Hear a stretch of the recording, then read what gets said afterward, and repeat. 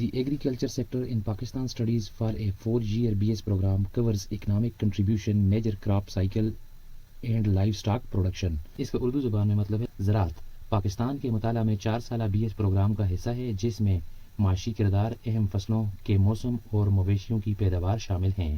It accounts for roughly 24% of the gross domestic product GDP and employs over 40% of the national labor force. یہ مجموعی ملکی پیداوار کا تقریباً 24% ہے اور قومی افرادی قوت کے 40% سے زیادہ افراد کو روزگار فراہم کرتی ہے. اب ہے economic importance and role. GDP share provides about 24% of the total economic value. Economic importance and role کا اردو زبان میں مطلب ہے معاشی اہمیت اور کردار. GDP shares provides about 24% of the total economic value. GDP میں حصہ ملکی معیشت کی کل قیمت کا تقریباً 24% فراہم کرتی ہے. Employment روزگار more than 40% of the working population. یہ کام کرنے والی آبادی کے 40% سے زائد افراد کو شامل کرتی ہے. اب ہے انڈسٹریل سپورٹ صنعتی معاونت. Supplies raw material like cotton and sugar cane to local textile and sugar factories. یہ مقامی ٹیکسٹائل اور شوگر فیکٹریوں کے لیے کپاس اور گنا جیسے خام مال فراہم کرتی ہے. فوڈ سیکیورٹی خوراک کی حفاظت. Produces basic food items for local needs and generates foreign money through exports. یہ مقامی ضرورت کے لیے بنیادی خوراک پیدا کرتی ہے اور برآمدات کے ذریعے زر مبادلہ حاصل کرتی ہے. اب جو ہیڈنگ ہے وہ ہے crop seasons and major products. Kharif crops summer sown in April June and gathered in early winter.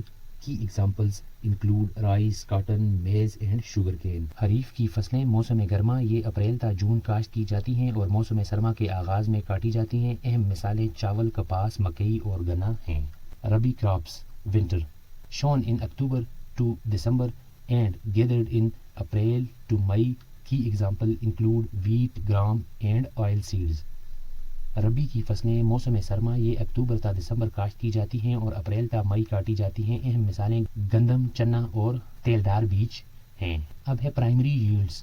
Wait is the main food crop while cotton and sugar cane act as the leading cash crops. بنیادی پیداوار گندم اہم غذائی فصل ہے جبکہ کپاس اور گنا سب سے بڑی نقدآور فصلیں ہیں. Life stock and sub sectors مویشی اور ذیلی شعبے. گلوبل رینکنگ پاکستان ہولڈز دی 5th largest life stock population globally. عالمی درجہ پاکستان دنیا میں مویشیوں کی تعداد کے لحاظ سے 5ویں بڑے ملک کا درجہ رکھتا ہے. Composition includes buffaloes, cattle, goats, sheep and poultry. عالمی درجہ پاکستان دنیا میں مویشیوں کی تعداد کے لحاظ سے 5ویں بڑے ملک کا درجہ رکھتا ہے. ترکیب اس میں بھینسیں، گائے، بکریاں، بھیڑیں اور پولٹری شامل ہیں.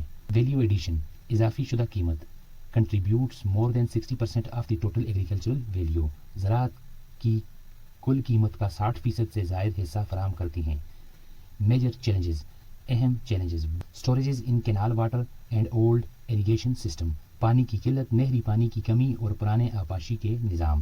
Land fragmentation small and divided land plots that stop efficient machine use. زمین کی تقسیم، چھوٹے اور بکھرے ہوئے زمین کے ٹکڑے جو مشینوں کے مؤثر استعمال میں رکاوٹ بنتے ہیں. لو ییلڈز کم پیداوار. Lack of modern technology, certified seeds and farmer education. جدید ٹیکنالوجی، منظور شدہ بیج اور کسانوں کی تعلیم کا فقدان. یہ تھا یہ چھوٹا سا آسان سا ٹاپک.